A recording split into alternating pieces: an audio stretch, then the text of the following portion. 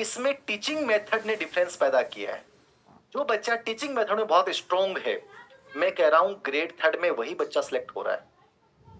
Psychology अच्छी गई, teaching method अच्छा लगा और आईसीटी में जिसके तुक्के लग गए वो बच्चा डिफरेंट हो गया, याद रखना। बाकी तो कोई डिफरेंस वाली चीज नहीं थी। और जिसने अपना माइंड मैनेजमेंट अच्छा था, जो नेगेटिव में ललचाया नहीं, याद रखना, ठीक है ना।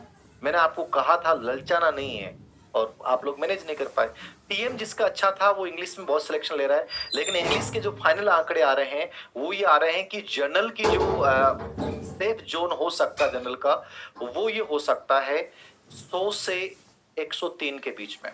ये जनरल का आंकड़ा आ रहा है कि जो 100 प्लस बच्चा है वो सेफ जोन में है, याद रखना।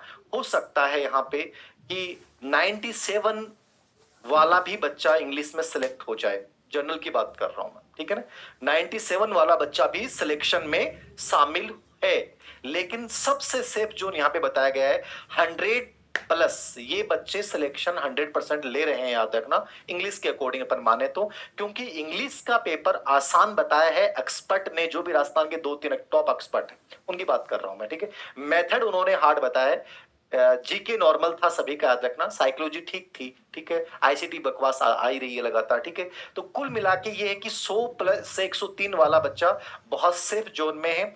लेकिन मैंने एक साथ में एक आंकड़ा और दिया है एक्सपर्ट का ही, ये वो कह रहे हैं कि सर 97 प्लस जिस बच्चे के जनरल में है वो बच्चा 100% सिलेक्शन की दौड़ में शामिल है। तो 97 प्लस जो बच्चा है वो अपने आप को मान के चले। यदि अपन इसमें ओबीसी की बात करते हैं तो वही आप आ जाए इंग्लिश में। तो इंग्लिश में अपन मान के चल सकते हैं 95, ठीक है ना। 95 प्लस जो बच्चा है 98 के बीच में है, वो सब सिलेक्शन की दौड़ में शामिल है। 95 से 98, 100 प्लस है वो तो 100% है ही। अपने मान के चले 95 प्लस 98 जो है वो ओबीसी में भी सिलेक्शन की दौड़ में माना गया है इंग्लिश में। और एमबीसी में बड़ा डिफरेंस आ जाएगा, इंग्लिश की बात कर रहा हूं, याद रखना। इनकी हो सकता है 82 से लेकर, ठीक है ना, 82 से लेकर, ठीक है, और 89 के बीच में जो है ये रह सकता है, याद रखना। यानी 82 प्लस जिसके एमबीसी में सही है इंग्लिश में, वो सिलेक्शन की दौड़ में शामिल है, ठीक है। ईडब्ल्यूएस में अपन ये मान के चल सकते हैं 88 से 90 के बीच में या 92 के बीच में जो है वो अपन मान सकते हैं ईडब्ल्यूएस में इंग्लिश के अंतर्गत। एसटीएससी में और डिफरेंस कम हो जाएगा, याद रखना। जो हमारे पास आया है, हाँ, 78 तक बच्चे बता रहे हैं, 78 क्वेश्चन से लेकर, और 82 के बीच में मेरिट रह सकती है, इससे डाउन भी रह सकती है एसटीएस से।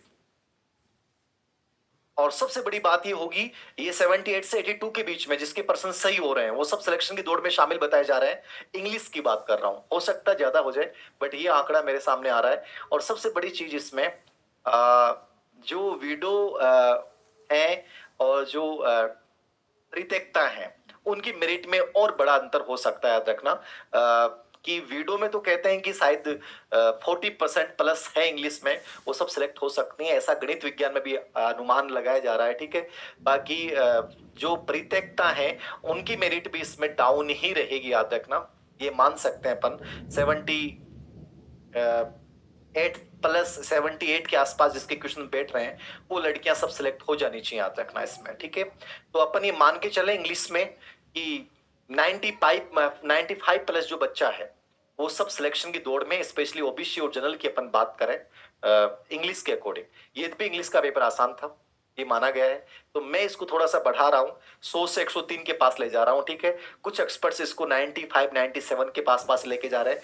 बाकी कैटेगरीज में आपको डाउन ही मिलेगा इंग्लिश विषय में, स्पेशली एसटीएससी में इंग्लिश में डाउन रहेगी, ठीक है। क्योंकि पोस्टें ज्यादा हैं और थोड़ा सा फर्क पड़ता है, यानी एसटीएससी और एमबीसी में इंग्लिश का अप्रत्याशित परिणाम आपको देखने को मिल सकता है।